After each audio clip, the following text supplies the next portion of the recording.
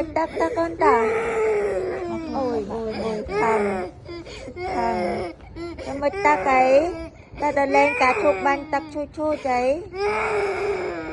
rồi bật dông ta một tắc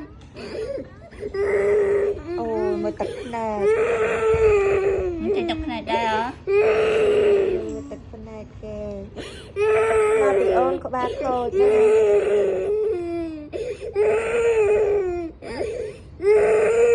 chết đây có thư ấy để lại để bật dông ta lên tắc lên tắc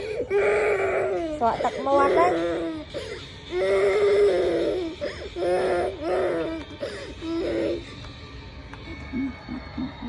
Chị chụp này đây